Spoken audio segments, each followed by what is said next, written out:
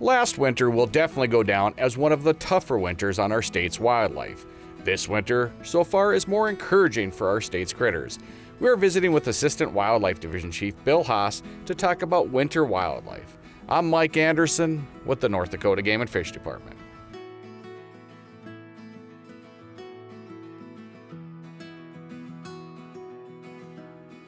Bill, this year is a lot different than last year.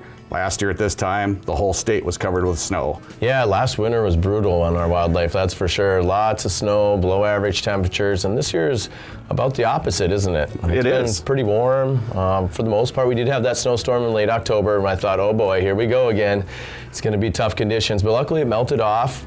Even before deer season, conditions weren't even muddy by the time deer season started, and since then we did have an ice storm recently, but besides that, the weather's been very nice. Bill, a year ago, at this point, we were already 2.5 months into winter. How did our deer populations do during last winter?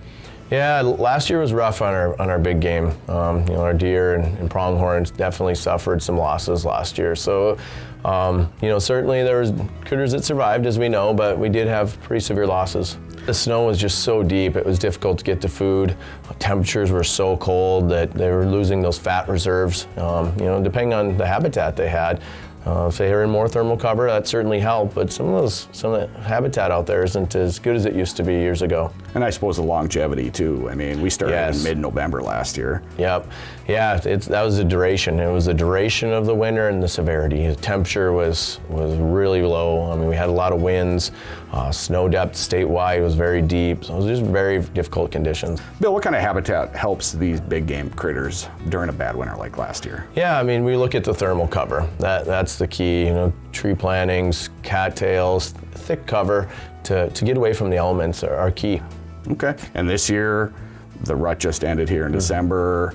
The deer, their fat reserves are good. So this year's a big difference compared to last year. Yeah, it really is. You think about those bucks when they had the rut look at last winter. When the rut was over, we were well into winter at that point. They didn't have a chance to recover, and that definitely was difficult on our buck population.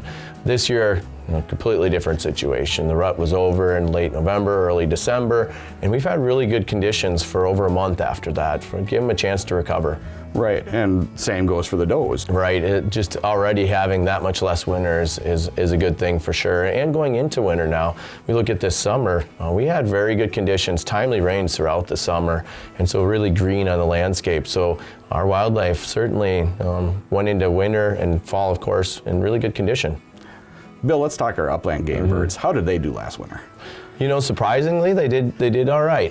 We weren't sure what to expect. We did our surveys this spring, and they did pretty good. We had good conditions for nesting in the spring, and then that translated into a decent population on the landscape this fall. A lot of good production then.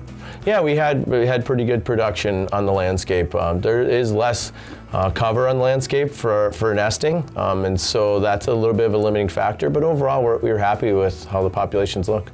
As time goes on here, the days start to get longer, the sun's shining longer. That certainly helps our wildlife critters. Yeah, I mean, that's the thing. January and February are brutal. So looking into our forecast here, it's favorable for this time of year. Of course, we're gonna have times of some cold weather, but certainly it looks good. I don't know how many times we've had those spring blizzards. What's that do for wildlife? Yeah, spring blizzards can be very detrimental. Just for an example, we'll talk about our Badlands mule deer population. A couple of years ago, we had that spring blizzard, and that, as it turned out, had a pretty big impact on our mule deer. This last winter, of course, very tough winter as well, that had an impact. And then we look at a couple years ago on our mule deer, and we had a drought throughout the summer, and all of those factors have similar impacts on that fawn production, especially for mule deer. So there's a lot of weather conditions that can influence our populations. Bill, how does the recent ice storm in end of December, how does that affect wildlife?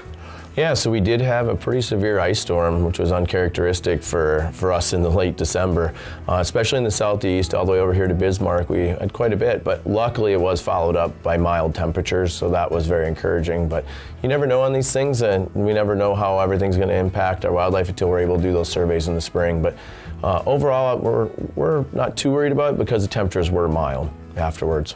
So far, things are looking good. a lot better than a year ago. Right, if we were to write a script of how we'd want things to look up till this point, we had great conditions throughout the summer. Fall was very nice. Early part of winter wasn't winter, it was more like fall. So up to this point, all things are great, but we'll see what happens going forward. Hope for the best. A lot of great information, Bill. Thank you. Yeah.